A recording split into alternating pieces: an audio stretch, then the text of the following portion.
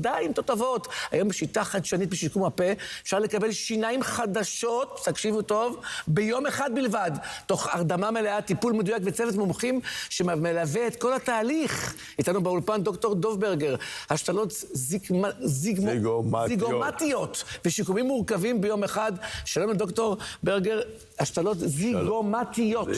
מה זה אומר זיגומטיות? השתלות זיגומטיות, כלומר אנחנו משתמשים בעצם הזיגומטית, מה זאת העצם שנמצאת מתחת ערובת העין, כאשר מגיע הפציינט שאיבד את כל העצם שלו, ולמעשה אי אפשר לשקם לו את השיניים, אין מקום להגן שתלים, שלמעשה הבסיס שמחזיקים את השיקום המורכב על גבי השתלים, אז עולים קומה. הרי למי זה מיועד? לאנשים שהם מפחדים מאוד ממרפאות שיניים. לא היו, או שהיו להם שתלים נרחבים, והשתלים נעלמו, בשביל שהעצם נספגה, ואז למעשה מחפשים עצם זמינה שתיתן את האפשרות לשים שיקום מורכב. זה פה. זה שתלים מאוד ארוכים, שנגנים בבסיס הזיגומה, עם שתל רגיל, האורך שלו 13 מילימטר, 10 מילימטר. וואו. מדובר פה על שתלים של 50 מילימטר, 45 מילימטר. זה המון. המון. כאשר החלק הפעיל הוא 10 מילימטר, אבל כדי להגיע ולהביא אותו לרצפת הפה, אתה צריך עוד 30 מילימטר. אני לא מאמין, זה לא הרבה מדי? זה לא הרבה מדי, בשביל שאחר אתה לא יכול לקבע את התותבת בחלל הפה. תגיד לי. עכשיו, הטיפול הזה הוא טיפול... איך זה ביום אחד אבל? משום זה טיפול שנעשה בהרדמה כללית. אנחנו לוקחים את המידה, למעשה, אפשר לקבל את הטיפול ביום אחד, אם מתכננים מראש, או כעבור יום-יומיים, זמן מעבדה, ואז למעשה הפציינט מגיע לפגישה נוספת, מרכיבים לו את הגשר, הולך עם איזה מספר חודשים, כן. ואחרי איזה 4-5 חודשים, כשהרקמות הגיעו לגובה הנכון, והוא עבר בכל התותבת מתיישבת מסביב לחניכיים החדשות, לוקחים לו מידה חדשה בסריקה, והוא מקבל כעבור שבועות עבודה קבועה. זה מתאים לכל אחד שאיבד שיניים, או שצריך להיות איזה מרכיב מסוים שבכל זאת מתאים יותר או מתאים פחות? לא, זה מתאים לאנשים שאיבדו למעשה את כל העצם בחלל הפה. הבנתי.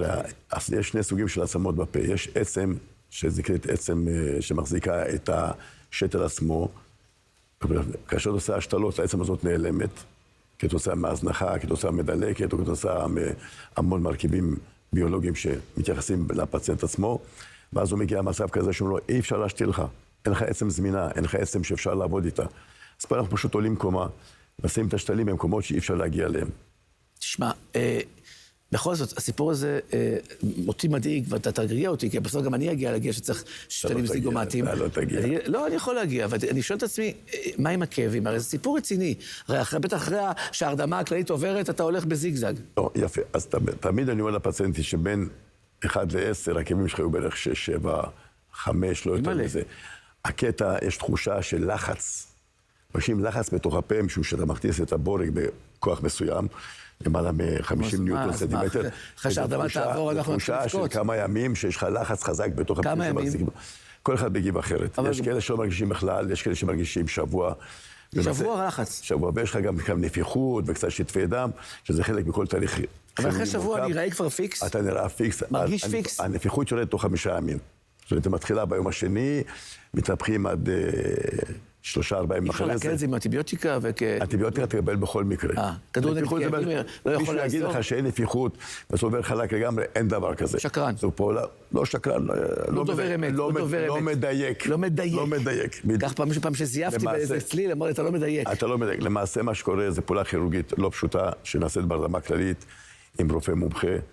ביחד איתי, אנחנו מכניסים את השתלים הזיגומטיים, כעבור יומיים מקבל גשר יפה. וואו. ומעשה פתאום, אנשים שסובב כל הזמן עם תותבת, וחיפש את התותבת, והיה מתעטש והתותבת נופלת, ונהייתה כבדה, משום שכל פעם... ברור, אתה לא צריך לשכנע אותי שתותבות זה לא משהו שאף אחד לא רוצה. 2025, זה משהו אחר לגמרי. בוא נאמר, עברנו את השבוע הזה, בסדר, שבוע. קח לי כדור נגד כאבים, בסדר, איך אומרים, אנטיביוטיקה, קצת התנפוח, עבר.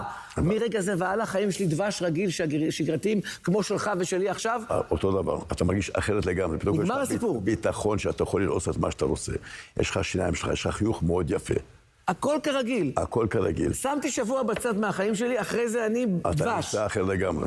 נמצא אחר לגמרי. אבל אתה צריך להתחיל לשמור, משום שיש לך עבודה מורכבת, אתה צריך להקפיד על צחצוח נכון, להשתמש בסילונית. זה כולם. לא, אנשים לא מבינים שלמעשה אתה משנה להם דפוס חיים. נכון. כלומר, אתה הזנחת כל החיים את השיניים שלך. עכשיו תתעורר. אתה צריך להתעורר, ופתאום צריך גם לשנות את איך הדפוס מגיעים חיים. אליך? רוצים כבר זיגומטי, כולם מתקשרים. מה לעשות? נכנסים לאינטרנט, רואים דוקטור דוב ברגר, והם עושים את המרפאה שלי. תכתבו דוקטור דוב ברגר, תמצאו את המרפאה של דוב ברגר, והוא יעשה לכם שתלים זיגומטיים. אמרתי נכון? אמרת נכון. זיגומטיים. שמע, זה להיט חדש, זה בשורה. לא, זה נמצא כבר למעלה מ-15 שנה. אבל מעט מאוד עושים את זה, ומעט מאוד רופאים עושים את זה, שזו פעולה מאוד מורכבת, למעשה היום הפעולה הכי מורכבת שקיימת ברפואת הפה. טוב, שכנעת אותנו, דוב, גמרנו. אבל אני עוד מוקדם לזה, אני עוד צעיר. גם לא תגיע לזה.